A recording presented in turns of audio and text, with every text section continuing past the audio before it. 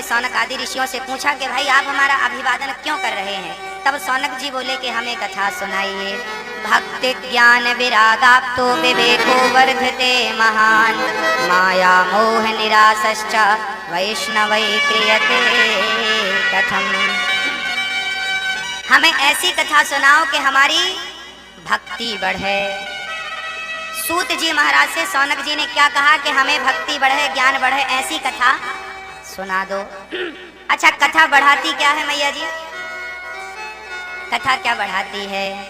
हम तो कथा सुन करके कोई पुण्य इकट्ठा करते हैं तो राधा जी से मांगने चले जाते हैं कि माँ जी यदि हमने कोई पुण्य किया है, हे जगन्नाथ भगवान यदि हमने कोई पुण्य किया है कथा सुनकर, तो उस पुण्य के बदले मेरी झोली में कृष्ण प्रेम दे दो, राधा प्रेम दे दो, एक नजर कृपा की कर दो लाडली श्री राधा। प्रभु हमें ऐसी कथा सुनाओ जिसमें भक्ति बढ़े, ज्ञान बढ़े और वैराग्य बढ़ जाए, ऐसी कथा सुना दीजिए। सूत जी कहते हैं आपने बड़ा ही उत्तम प्रश्न किया है, हम आपको सार सुनाते हैं।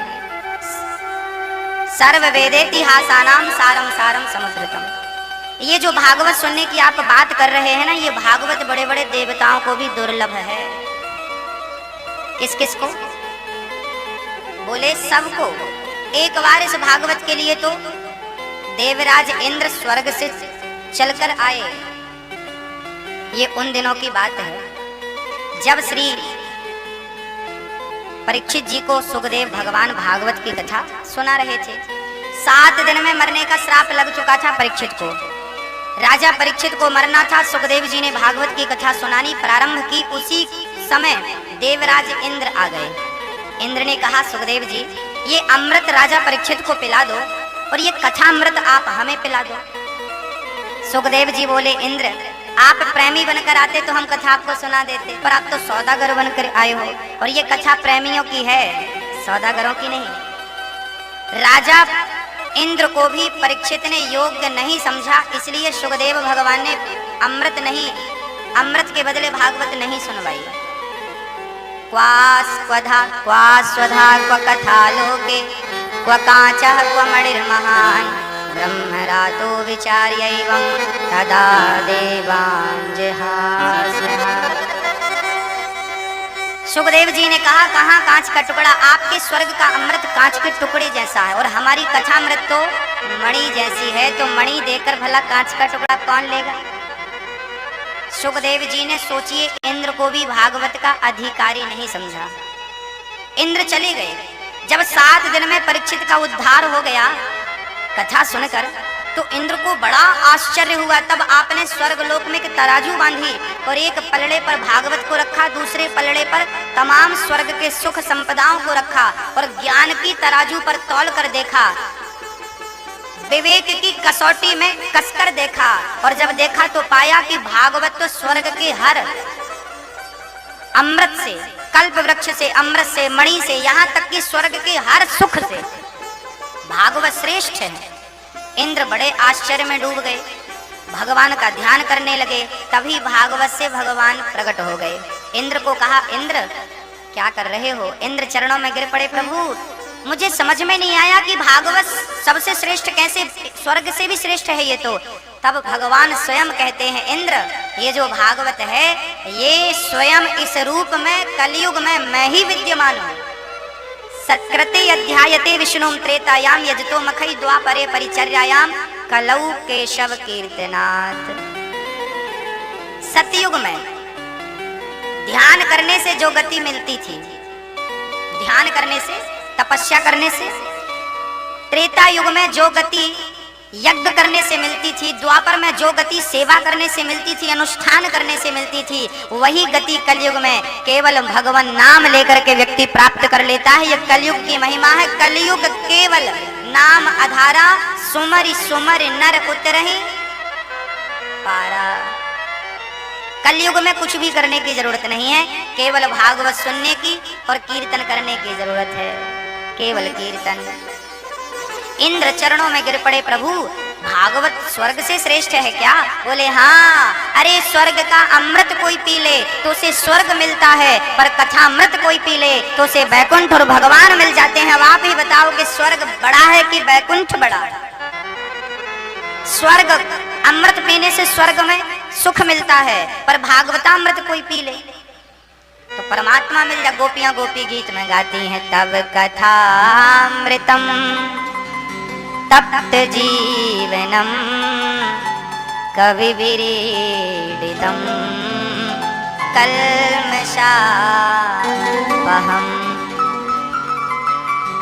तब कथामृत कन्हैया, हमने आपकी कथामृत को पी रखा है। अब मरना तो चाहती है पर मरती नहीं। अच्छा, कथामृत पीने के बाद मरता कौन है?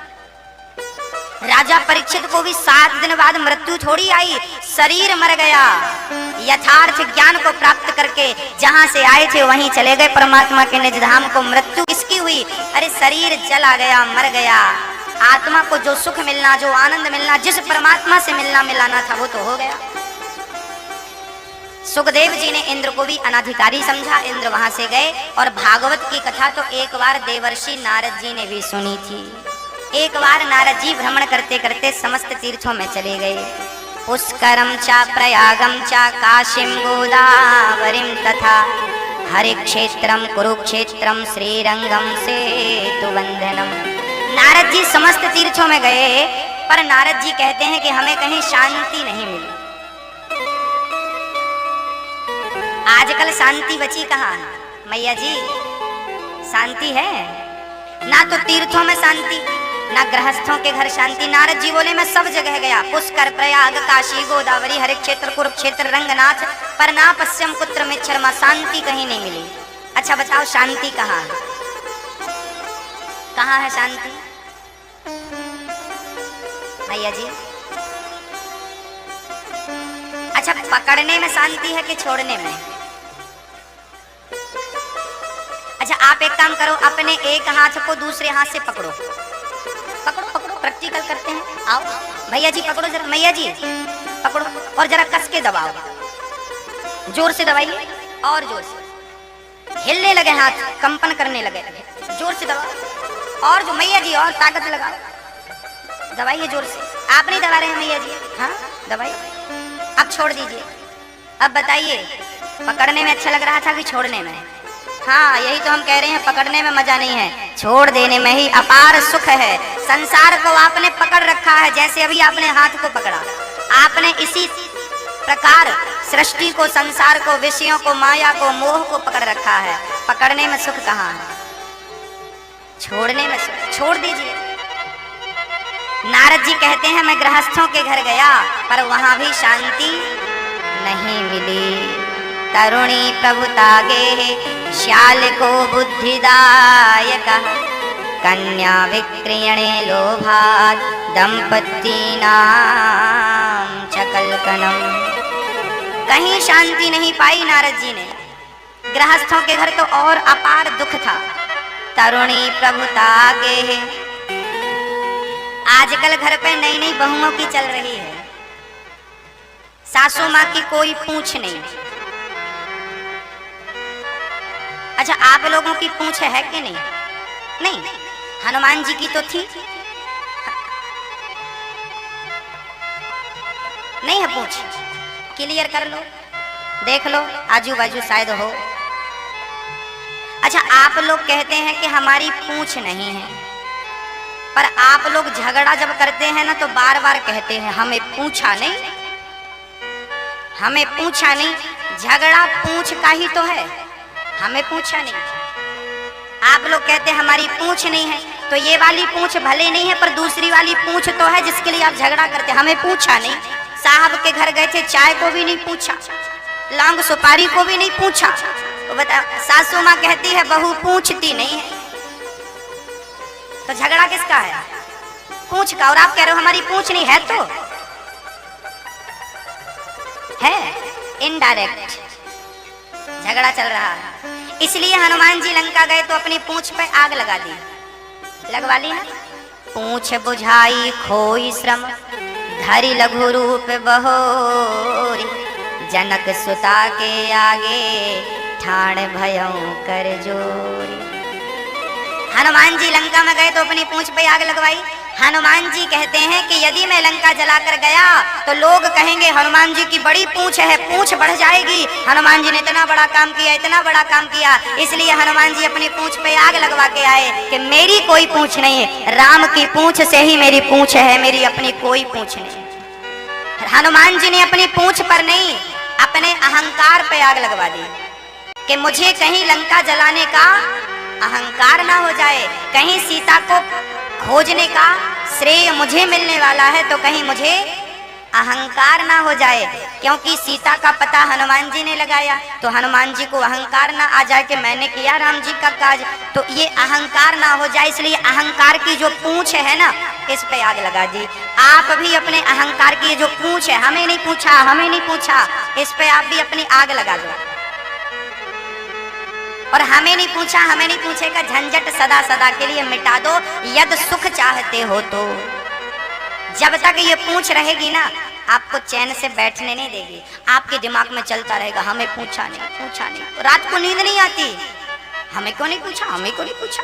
इसलिए आग लगा दो, अपनी कोई पूछ नहीं, राम ही हमारी पूछ है। बस हम तो राम के पीछे हैं, हम आगे होना नहीं चाहते। हम तो भक्तों के पीछे हैं, आगे होना हमें मत पूछो, मत पूछो, कोई बात नहीं। जिन्होंने आपको नहीं पूछा, आप कभी उनसे झगड़ा मत करिए और कभी शिकायत मत रखिए कि साहब हमें पूछा नहीं, कोई बात नहीं, उनकी मर्जी है। हम तो कहते हैं दुनिया हमें ना पूछे, बस राम हमें पूछ ले, फिर क्या चाहिए बताइए। राम हमें पूछ ले तो फिर हमें सब कुछ तो मिल गया। सुदामा जी जब आए और जब भगवान ने उन्हें हृदय से लगाया तो सुदामा जी वापस जाने लगे। सुदामा जी वापस जाने लगे। कन्हैया बोले सुदामा अंदर आओ, हम अपने महलों में आपको ले चल रहे हैं। सुदामा हंसने लगे, कन्हैया आज मैं दुनिया का सबसे अमीर व्यक्ति बन गया, मैं दुनिया का सबसे दौलतमंद व्यक्ति बन गया। भगवान बोले पागल, मैंने तो अभी तुझे कुछ दिया ही नहीं, तू अमीर कैसे हो गया।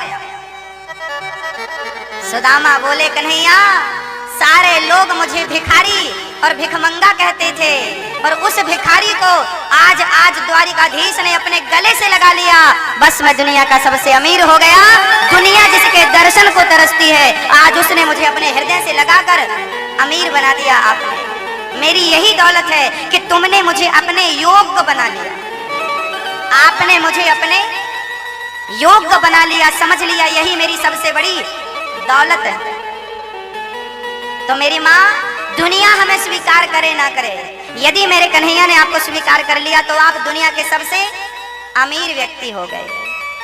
और दुनिया ने आपको पूछ भी लिया और गोविंद के दर पे नहीं पहुंच पाए, उनकी डायरी पे, उनके दिल दिमाग पे आपका नाम नहीं पहुंचा, तो क्या सुदामा उसी दिन अमीर हो गए जब हृदय से लग गए। यही प्रार्थना करो कि प्रभु कभी हमें अपने योग्य बनाए, काबिल बनाए। भक्तों, तरुणी प्रभुता के है। आजकल घर पे सासू माँ की कोई पूछ नहीं है, बहुओं की बड़ी लंबी पूछ है। अच्छा, सारे घर पे ऐसा नहीं है, कहीं कहीं बहुएं अच्छी होती हैं तो कहीं कहीं सास अच्छी होती है, तो कहीं कहीं बहुएं बुरी होती हैं तो कहीं कहीं सास भी थोड़ी अच्छी होती हैं। सारी ये भी अपने पावर का दुरुपयोग करती हैं कहीं कहीं, तो दोनों को समझदार होना चाहिए। बूढ़ी माताओं को मैं तो निवेदन करूं, आजकल की बहुएं बूढ़ी बूढ़ी माताओं का अपमान कर देती हैं। वृद्धों का बड़ा अपमान होता है, वृद्धों को लोग बड़ा सताते हैं। अब तुम्हारी शक्ति कम हो गई, आदर भी कम हो गया, अब तो बोझ से लगने लगे, बोझ से बन गए। पहले तो बेटा पास में बैठता था, पांव भी दबा देता था, अब तो उसे बैठने का भी समय नहीं बचा। पहले बहू प्यार की रोटी दिया करती थी, कभी प्यार से हालचाल पूछ लिया करती थी, अब तो ठीक मुंह बात नहीं करती। हाल बेहाल है। अब वो बूढ़ी माएँ जो हमारी भारत में माताएं हैं ना, बूढ़ी बूढ़ी, ये बेचारी घुट घुट के रहने लगी। ये अपने घर पर रहती तो है पर घुट घुट के रहती है। कई बहुएं ऐसी हैं कि जो अपनी सास को प्रेम नहीं करती, प्यार की 2 रोटी और 1 गिलास पानी।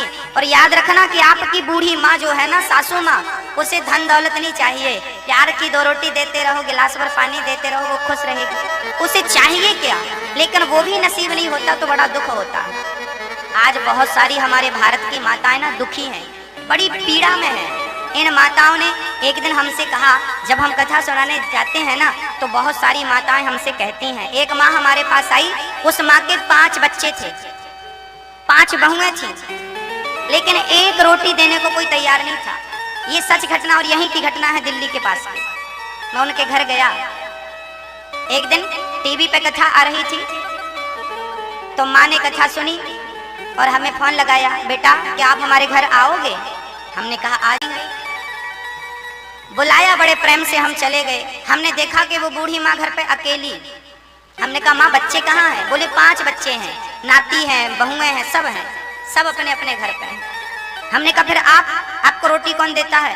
आपकी सेवा कौन करता है? बोले हमारी सेवा कोई नहीं करता, अब भगवान के भरोसे हैं। हमने कहा बच्चे नहीं आते? बोले बच्चे आते हैं कभी कभी ये कहने के लिए कि माँ ये घर बेच दो और हम 5 में पैसा बांट दो। मेरे पति ने ये घर मेरे नाम कर दिया था तो अभी हूं मैं, नहीं तो मैं तो पता नहीं घर के बाहर होती, अपने बहू और अपने बच्चों के कारण। उस माँ ने हमसे कहा कि बेटा तू हमें अपने साथ ले चल, और हमें अपने पास रख के 5 बच्चों ने हमें प्यार नहीं दिया, तू हमारा बेटा बन के हमें अपने माँ की तरह रख और प्यार दे। हमें कुछ नहीं चाहिए, प्रेम की 2 रोटी देते रहना बस। एक माँ ने नहीं, जब ऐसी बहुत सारी माताओं ने हमसे कहा कि हमें अपने साथ रखो, हमें अपने पास रखो, हमें रोटी चाहिए, हमें सहारा चाहिए, तब हमारे हृदय में ये बात आई कि लगता है हमारी ये माताएं हमसे कुछ कहना चाहती हैं, लगता है हमारे भगवान हमसे कुछ कहना चाहते हैं। तभी श्रीधाम वृंदावन में परिक्रमा मार्ग में एक आश्रम बनाने का मन में विचार आया, एक मंदिर बनाने का मन में विचार आया, जिस मंदिर और आश्रम में मंदिर में ठाकुर जी रहेंगे और उसमें आश्रम में हमारी वृद्ध माताओं की रहने की और भोजन की व्यवस्था ये दास करने वाला है ठाकुर जी की कृपा से। आप अपने बच्चों की, अपने माँ बाप की सेवा करें तो बहुत अच्छी बात है, पर जो माँ बाप की सेवा नहीं कर पाते, ऐसे कितने माँ मेरे पास आ चुकी हैं, इन माताओं की हमें सेवा करनी है। तरुणी प्रभुता गेहे शाल को बुद्धिदायक। नारद जी कहते हैं मैं तीर्थों में गया, मुझे कहीं शांति नहीं मिली, तब मैं श्रीधाम वृंदावन चला गया। वहाँ एक कन्या 16 वर्ष की उदास बैठी थी, एक बूढ़ा इस तरफ एक बुढ़ा इस तरफ। नारद जी बोले यहाँ बूढ़ों की और यहाँ स्त्रियों की तो भीड़ लगी है, हम क्या करेंगे यहाँ? नारद जी तुरंत वहाँ से प्रस्थान करने लगे। तभी वो 16 साल की नव युवती दौड़कर आई और नारद जी के चरण पकड़ करके कहने लगी, भो भो साधु क्षणं तिष्ठ मच्चिंतामपि नाशय दर्शनं तव लोकस्य सर्वथा गेहरं परम्। भो भो साधु क्षणं तिष्ठ मच्चिंतामपि नाशय। चरणों में गिर पड़ी, भक्ति महारानी महाराज मेरा कष्ट दूर कर दो, जब से ये कलयुग आया है मेरे पुत्र ज्ञान वैराग्य मूर्छा में पड़े हुए हैं। नारद जी बोले देवी को भगवान आप कौन हो, कहाँ से आई हो, अपना पूरा पता बताओ। भक्ति ने कहा अहम भक्ति रीति ख्याता, मेरा नाम भक्ति है, ये मेरे पुत्र ज्ञान और वैराग्य है। कलयुग जब से आया है मेरा कोई ग्राहक नहीं है, ना भक्ति ना ज्ञान वैराग्य का, हम बड़े दुखी हैं। नारद जी बोले देवी ये कलयुग का प्रभाव है, तुम हरि नाम जपो, भगवान नाम जपो। भक्ति बोली महाराज कलयुग को परीक्षित ने रहने क्यों दिया? तब नारद जी ने कहा कि कलयुग बहुत बुरा है पर कलयुग में बहुत अच्छाइयां हैं। इन अच्छाइयों के कारण परीक्षित ने कलयुग को रहने दिया। क्या अच्छाई है? बोले कलयुग में केवल नाम लेके लोग भवसागर से पार हो जाते, ये सबसे बड़ी खूबी है। भक्ति ने चरणों को पकड़कर कहा महाराज मेरा दुख दूर कर दो। तभी आकाशवाणी हुई नारद जी भक्ति ज्ञान वैराग्य के लिए भागवत की कथा रखो, सत्कर्म करो। और जब सनकादि सनक सनंदन सनातन सनत कुमार चारों ने कहा कि भागवत जी सुनाओ, सत्कर्म भागवत को कहते हैं, तब हरिद्वार की पवित्र धरा पर भागवत हुई। और जब कथा की महिमा गाई सनकादियों ने सदा से प्यार। नारद जी ने प्रश्न किया, जब सनकादियों ने कहा कि भागवत से ही दुख दूर होगा, तब नारद जी ने कहा कि भाई मैंने वेद सुनाए, वेदांत सुनाए, उपनिषद सुनाए, भक्ति ज्ञान वैराग्य का दुख दूर नहीं हुआ तो क्या भागवत से हो जाएगा? बोले हाँ भाई, दूध से ही घी बनता, दूध का दही, दही का मंथन, फिर मक्खन, दूध से ही घी निकलता है। फिर भी जो शक्ति घी के अंदर है, क्या वो शक्ति दूध के भीतर है? घी से पूरी बन सकती है, घी से दीपक जल सकता है, ये दोनों काम क्या दूध से होगा? जबकि दूध ने ही घी को जन्म दिया है। ऐसे ही वेद पुराण, भले ही वेद पुराणों से भागवत प्रकट हुई हो, पर वेद पुराण में जो गति, जो सामर्थ्यता नहीं है, मोक्ष दिलाने की सामर्थ्यता 7 दिनों में जो भागवत की है, वो किसी ग्रंथ में, किसी पुराण में नहीं है। इसलिए भागवत सर्वश्रेष्ठ ग्रंथ माना गया। 18 पुराण में सबसे ऊपर श्रीमद् भागवत को रखा गया, क्योंकि इसके श्रवण करने से 21 पीढ़ी तर जाती है, उद्धार हो जाता है। जैसे आग की एक चिनगारी बड़े से बड़े ढेर को जला देती है, ऐसे राम नाम और कृष्ण कथा बड़े बड़े पापियों को भी भवसागर से पार उतार देती है। ये कथा की महिमा और नाम की महिमा है। कथा शुरू हुई, कथा में 3 आसन लगाई गई, कथा प्रारंभ हुई, संतों ने महिमा गाई। सदा सेव्या सदा सेव्या श्रीमद् भागवते कथा, यस्याः श्रवण मात्रेण हरिश्चित्तं समाश्रये। सदा सेव्या सदा सेव्या सदा सेव्या। भागवत एक बार नहीं मेरी माँ, कितनी बार सुननी चाहिए? कितनी बार?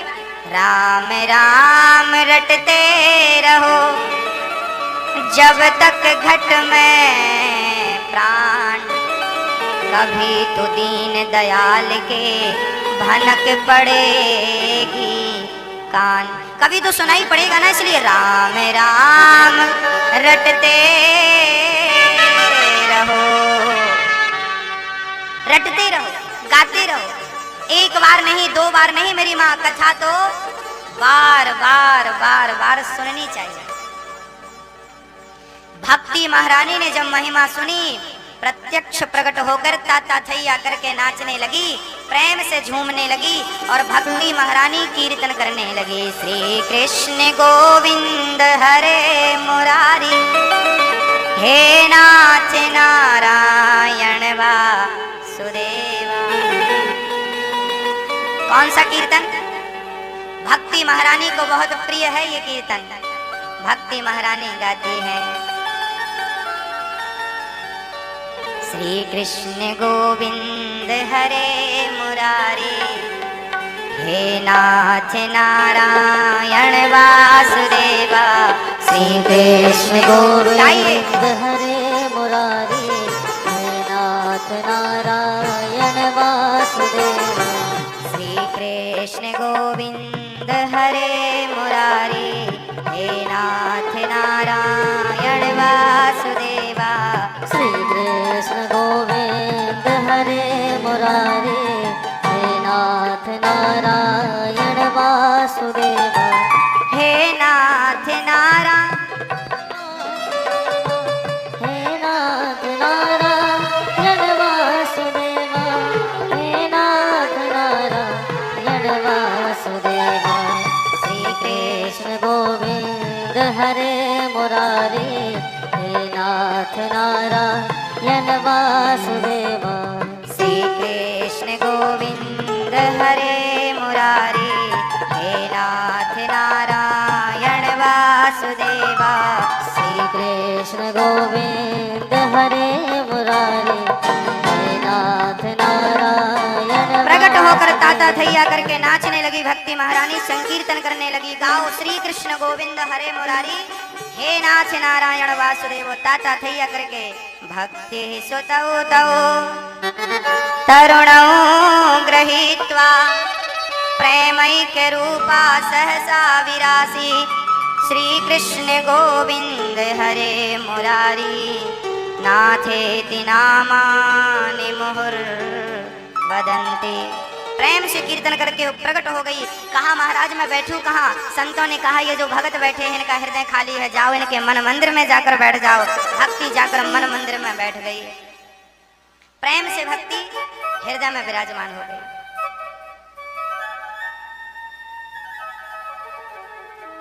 नारद जी ने प्रश्न कर दिया, गुरुदेव कोई पुण्यात्मा कथा सुने तो उसका उद्धार संभव है, क्या कोई पापी कथा सुने, भागवत सुने तो क्या उसका उद्धार होगा? संतों ने कहा कि भक्ति ज्ञान वैराग्य को भी ये शांति और सुख देने वाली कथा है, तो आपको और हमें कितना सुख शांति देगी कल्पना कर सकते। अच्छा भक्तों, भागवत में ना एक बहुत अच्छा पुण्य का काम होता है। क्या? बोले पानी पीना ज्यादा पुण्य का काम है कि अपनी गिलास किसी प्यासे को दे देना, है ना? पानी पीने से ज्यादा पिलाने का पुण्य है, भोजन करने से ज्यादा औरों को भोजन कराने का पुण्य है। ऐसे ही कथा सुनने से ज्यादा औरों को कथा सुनवाने का भी बहुत बड़ा पुण्य है। इसलिए आप आज और कल, आज शाम को जब अभी कथा के बाद आरती के बाद जब जाइएगा तो अपने पड़ोसियों को, अपने आसपास के लोगों को जरूर कहिए भैया जी, मैया जी, बहन जी, बंधु बांधवों से कथा स्टार्ट हो गई है लक्ष्मी नारायण मंदिर में, चलिए चलिए चलिए। कहेंगे ना आप? दादाजी आप लोग कहेंगे? सबसे कहिएगा। कौन कौन कहेगा? हमें हाथ उठा के कह दो। अपने पड़ोसियों को 10-10 घर जाना। और ये जो दिशा टीवी के माध्यम से आप लोग टीवी घर पर बैठ के कथा सुन रहे हैं ना, आप लोग भी जरूर अपने पड़ोसियों को कहिएगा, फोन लगा के बोलिए कि भाई आ नहीं सकते तो टीवी पे देख लो। ये कथा दिशा टीवी पे भी चल रही है। आप अपने घर बैठे भी इस कथा को 4 बजे से लेकर 7 बजे तक देख रहे हैं और नित्य देखेंगे। भक्तों, ये कथा YouTube पर, मोबाइल पर भी चल रही है। आप अपने मोबाइल पर YouTube पर अनिरुद्धाचार्य जी डालिए, ये कथा आपको YouTube पर लाइव सुनने को मिलेगी। जो कथा भी हो गई है ये आप अपने मोबाइल पर रात को सुन सकते हैं। क्या अच्छा लगा दोहरा सकते हैं। फेसबुक और व्हाट्सएप के द्वारा सबको भेज भी सकते हैं कथा की लिंक। श्री नारद जी महाराज कहते हैं, महाराज कोई पापी कथा सुन ले तो क्या उसका उद्धार होगा? बोले हाँ, ये माने वह पाप कृतस्तु सर्वदा सदा दुराचार रता विमार्गिकाः क्रोधाग्निदग्धः कुटिलाश्च कामिनः सप्ताह यज्ञेन कलौ पुनन्ति ते। बड़े से बड़ा पापी हो, भागवत की कथा उसका उद्धार कर देती है। बोले किसी का किया? बोले हाँ, तुंगभद्रा नदी के तट पर एक गांव था। गांव में पंडित जी रहते थे। पंडित जी का नाम था आत्मदेव। आत्मदेव की पत्नी का नाम था श्रीमती धुंधली देवी। इनके घर सब कुछ था, एक पुत्र की कमी थी, संतान की कमी थी।